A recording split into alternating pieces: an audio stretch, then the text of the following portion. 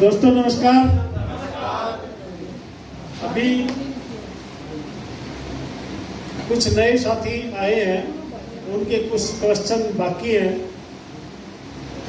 Magnetic energy के ऊपर ही, तो थोड़ा सा कुछ छूट गया था, उसके बारे में जिक्र करूंगा।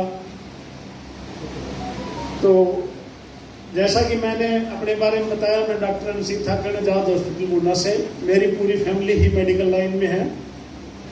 अभी हम बात करेंगे बीमारियां आती कैसे हैं, हमारी बॉडी के अंदर बीमारियां कैसे आती हैं। हम सोचते हैं कि हम स्वस्थ हैं पूर्ण रूप से। कोई भी आदमी ये नहीं सोचता भाई मैं बीमार हूं। किसी को छेड़ लो, जाके कहोगे आप ठीक हो, देखो हाँ मैं करता हूँ, 4 रोटी सुबह खाऊं, 4 दोपहर 4 शाम, यही होता है ना। तो कोई बीमारी आने के लिए समय तो लेगी। तो बीमारी किस तरह आती है और मैग्नेटिक एनर्जी उस पर किस तरह काम करेगी, इसके बारे में बात कर रहे हैं हम। मैग्नेटिक एनर्जी के बारे में राजकुमार जी ने बहुत कुछ बता दिया। बाकी आपका क्वेश्चन कोई रह रहा है तो इस चैप्टर में पूरा हो जाएगा। ये चैप्टर थोड़ा ही है, 10-1 मिनट का। तो इसमें हम बात करते हैं बीमारी आती कैसे हैं, मोटी मोटी मेजर बीमारियां कैसे आती है। जिस तरह ब्रेन, किडनी, लीवर, पैनक्रियाज, इस तरह हमारी बॉडी के 78 अंग हैं टोटल। 78 अंग में अब बीमारी कैसे आएगी। इन 78 अंगों को जो ब्लड मिलता है वो सारा का सारा ब्लड हार्ट देता है। दिल धड़कता है, वो देता है सारा खून। एक बार दिल धड़कता है तो 70 से लेकर 90 ml ऑक्सीजन जनरेटर खून तैयार करता है, जिस खून के अंदर ऑक्सीजन होती है। और वो जरूरत होती है किसकी, हमारे सारे इन अंगों की, 78 के 78 अंगों को जरूरत होती है। 78 की बजाय मैं कहूंगा 77 अंगों को जरूरत होती है। एक इनको नहीं जरूरत होती है, आपके कॉर्निया को। 77 अंगों को हार्ट 1 मिनट में 70 से लेके 80 बार धड़कता है, तो लगभग 7.5 लीटर ब्लड तैयार करता है। वो 7.5 लीटर हमारी बॉडी में कैसे बांटता है। हमारी बॉडी के अगर प्रत्येक वेन को, सुपरफिशियल वेन को, छोटी बड़ी नाड़ियों को अगर हम जोड़ के देखें तो उनकी लंबाई होती है 97,000 किलोमीटर। उस 97,000 किलोमीटर के अंदर ये ब्लड 7.5 लीटर 1 मिनट में जाता है। कैसे? ये 3 अंग हैं, इनको सबसे ज्यादा ब्लड चाहिए, 750 ml इसको जरूरत होती है। 1300 ml किडनी को जरूरत होती है, और लीवर को 900 ml, पैनक्रियाज को 450 ml। इस तरह करके 7.5 लीटर खून 1 मिनट में बढ़ता है। अब बीमारी कैसे आएगी? जिस तरह उन्होंने जिक्र किया बार बार, ब्लड सर्कुलेशन वीक, हमारा खून का जो संचार है, ब्लड सर्कुलेशन है, वो कमजोर होगा तो बीमारी आएगी। सपोज कीजिए ब्रेन का ब्लड सर्कुलेशन कमजोर हो गया, तो क्या 750 ml खून मिल पाएगा 1 मिनट में? नहीं, वहां सर्कुलेशन कमजोर होगा तो कम खून जाएगा। 750 की बजाय 600, 650 इस तरह जाएगा। तो अगर ये इस तरह खून जाएगा 1 मिनट में, वो मिनट से बात घंटों पे घंटों से दिनों में, दिनों से महीनों में, महीनों से सालों में जाएगी। और आने वाले लगभग 1 साल, 2 साल, 10 साल, 15 साल के अंदर जो बीमारी तैयार होगी वो कैसे होगी? अगर सर्कुलेशन वीक होगा तो खून गाढ़ा भी होगा। मानते हो इस बात को? 96-97,000 किलोमीटर की लंबाई में खून गाढ़ा होगा तो वो जमना स्टार्ट हो जाएगा अंदर, और वो जो सप्लाई लेके वेन जा रही है उस वेन में जमेगा। मान लिया ब्रेन में जो सप्लाई जा रही है उसमें जम गया, तो आने वाले 10 या 15 साल या 20 साल बाद जो बीमारी होगी वो तैयार होगी, brain tumour, brain haemorrhage, brain tumour.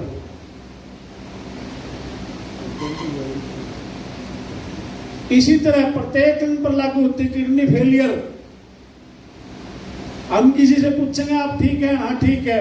10 दिन बाद देखेंगे किडनी फेल होगी। क्यों हुई? क्योंकि वीक सर्कुलेशन। किडनी में जो सर्कुलेशन लेके वेन जा रही है ब्लड लेके, उसका अगर सर्कुलेशन कमजोर होगा तो कमजोर होने से क्या होगा, उसके अंदर जमाव स्टार्ट हो जाएगा, और वो जमाव शुरू होते ही आने वाले 10, 15, 20 साल में बीमारी होगी। अभी एक साथी का क्वेश्चन था कि नींद नहीं आती, नींद क्यों नहीं आती? इन 78 अंग में एक हमारा अंग है पिट्यूटरी ग्लैंड, जो जिसका काम है पिट्यूटरी ग्लैंड का मेलाटोनिन हार्मोन बनाना। अगर उसका सर्कुलेशन कमजोर हो जाएगा तो जितना ब्लड चाहिए उसको मिल पाएगा? नहीं मिलेगा, तो वो उसके अंदर मेलाटोनिन हार्मोन कम बनेगा, और वो नहीं बनेगा तो उससे ही नींद आती है, मेलाटोनिन हार्मोन से। नींद डिस्टर्ब होगी तो हम कहेंगे इसको तो टेंशन होगी, वो हो गया। नहीं, मेलाटोनिन हार्मोन अगर बॉडी को नहीं मिलेगा तो नींद आएगी नहीं। वो टेंशन लगा लो चाहे कुछ भी लगा लो। इसी तरह मैंने कहा हर एक बीमारी आने से पहले अलार्म देती है। ये पैनक्रियाज है, ये लीवर है, इस तरह सारी बीमारियां इनकी आती है इसी से। पैनक्रियाज एक पत्ते के आकार का अंग होता है हमारा बॉडी का, जिसका काम होता है इंसुलिन रस बनाना। इंसुलिन रस बॉडी के अंदर तैयार होता है। जो ही हम कोई चीज खाते हैं, पेट के अंदर गई, जैसे इंटेक किया और स्टोमक में गई, जाते ही इंसुलिन बाहर आएगा। इंसुलिन बाहर आके उस खाने के अंदर से ग्लूकोज की मात्रा को जलाएगा। अगर वो ग्लूकोज की मात्रा को पूरी को जला तो देता है तो खाना डाइजेस्ट हो जाएगा, हजम हो जाएगा, अन्यथा वापस आएगा या फिर बदहजमी होएगा।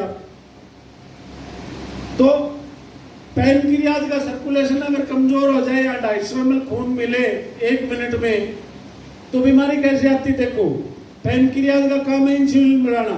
वो इंसुलिन अगर कम बनेगी, सर्कुलेशन कमजोर होगा, उसके पैनक्रियाज के भी हमारी बॉडी में जिस तरह सुराख है 50 लाख के लगभग, इसी तरह पैनक्रियाज में सुराख है। और उन सुराखों के जरिए जिस तरह पसीना बाहर आता है, इसी तरह वो रस बाहर आता है। तो वो रस बाहर आएगा। अगर 250 ml ब्लड उसको मिलेगा तो सुराख बंद होने स्टार्ट हो जाएंगे। जब 10% बंद हो गए सुराख तो अलार्म आएगा बॉडी में, हाथ पैरों में दर्द, हम उसको म्यूट कर देंगे दवाई लेके। आहिस्ता आहिस्ता ये ब्लॉकेज चली जाएगी 50% पर, हम गोली लेते रहेंगे और उसको म्यूट करते रहेंगे। असली बीमारी वो नहीं पकड़ रहे हैं। जब 50% ब्लॉकेज आ जाती है तो आदमी के और अलार्म स्टार्ट हो जाते हैं। बार बार पेशाब करना, बार बार प्यास लगना, ये और अलार्म स्टार्ट होगी। उसके बाद में हमारे काबू से बात बाहर होगी। हम डॉक्टर के पास जाएंगे और चेकअप करवाने पर पता लगेगा कि हमारी बॉडी के अंदर शुगर का निर्माण हो चुका है, 200 शुगर डिक्लेयर हो जाएगी। अलार्म आए, उनको म्यूट करते गए और ये ब्लॉकेज एकदम नहीं हुई। इस ब्लॉकेज को होने के लिए 10-15 साल लगे।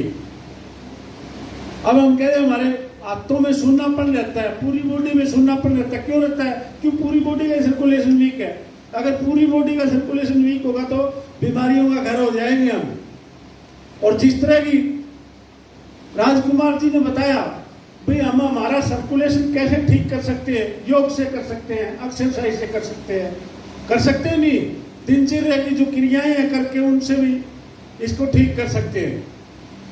अगर हमने ठीक कर लिया, हमारा ब्लड सर्कुलेशन ठीक कर लिया, तो क्या हम स्वस्थ रहेंगे? कितने आदमी सहमत है?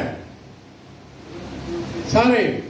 चलो, मैंने मेरा सर्कुलेशन ठीक कर लिया योग करके और मॉर्निंग इवनिंग वॉक करके, तो मैं यह कहूंगा, ना ही तो हम भीड़ भाड़ से बच सकते, जनसंख्या के अंदर जाना पड़ेगा, ना ही हमें लोहे से बच सकते, और ना ही हम फोन से बच सकते। तो आपने उठाने से पहले सोचा नहीं, सर्कुलेशन अगर हमारा ठीक कर भी लिया और तरीके से, तो भी हम स्वस्थ नहीं रह सकते। क्यों?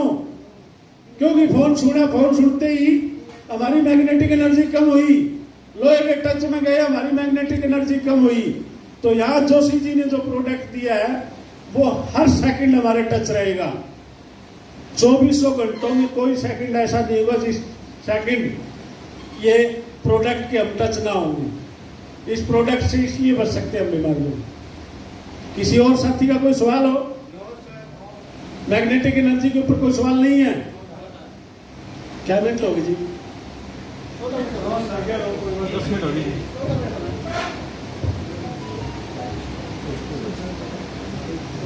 अभी ये प्रोडक्ट इतना बढ़िया है, इस प्रोडक्ट को लेके अब घर जाके बात भी करेंगे। तो 2 मिनट कह रहे हैं, 2 मिनट में तो नहीं होगा, क्यों? मैंने तो पूरी रामायण लिख रखी है। रामायण से क्या क्या सीख मिलती है। बार बार हमारे बुजुर्ग कहते हैं दक्षिण की तरफ पैर ना करो, उसके पीछे भी लॉजिक है। बार बार हम हर साल रामलीला करते हैं, उसके पीछे भी लॉजिक है। तो उस लॉजिक के ऊपर बात करते हैं। 10 या 15 मिनट मांगूंगा मैं आपसे, अगर मिल सकती है तो बात करते हैं। पहला लॉजिक है ऑनर योर वर्ड।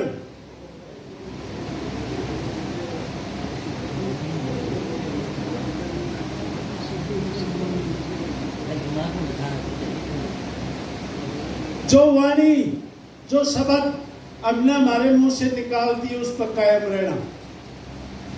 रामायण से मिलती है सीख, मिलती है नहीं। रामायण में एक दो है, रघुकुल रीत, आगे प्राण जाए पर वचन ना जाए। पहली सीख रामायण से मिलती है। दूसरी सीख, चूज यूर एडवाइजरी।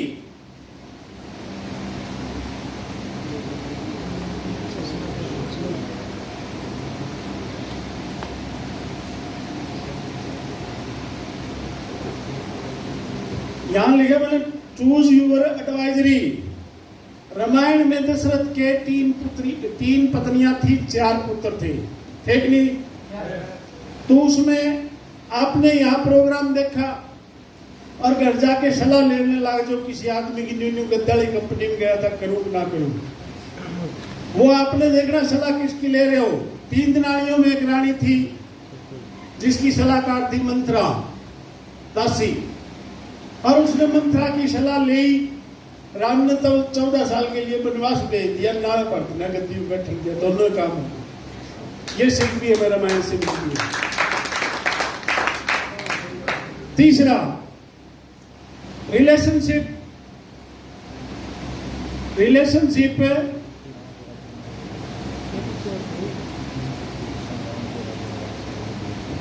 बड़ी है पैसे से भी। तो इस बिजनेस में अगर आपने आना है, पैसा मोटा कमाना है, तो सबसे पहले लिंक कमाइए, रिलेशन। पैसे की तरफ मत ध्यान दीजिए, पैसा तो बाई मिस्टेक आएगा। दावा मेरा आपसे है रिलेशनशिप के बारे में। जिस तरह रिलेशन समझे, पैसा अगर चुनते राम, तो दशरथ ने एक ही बार कहा था वनवास जाना आपने, उसने नीची बुद्धि करके स्वीकार कर लिया। नहीं चाहता तो वो बैठ के भी खा सकता था। ये सीख भी हमारे रामायण से मिलती है।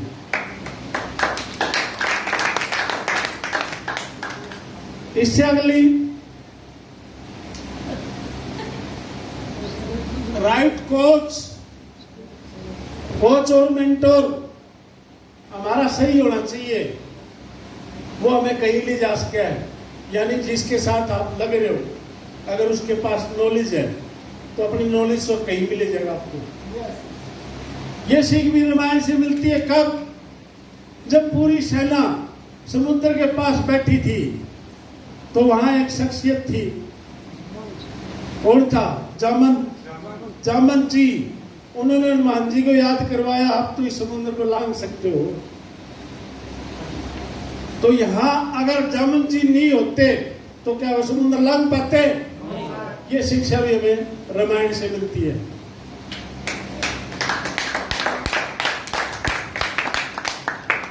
उससे अगली,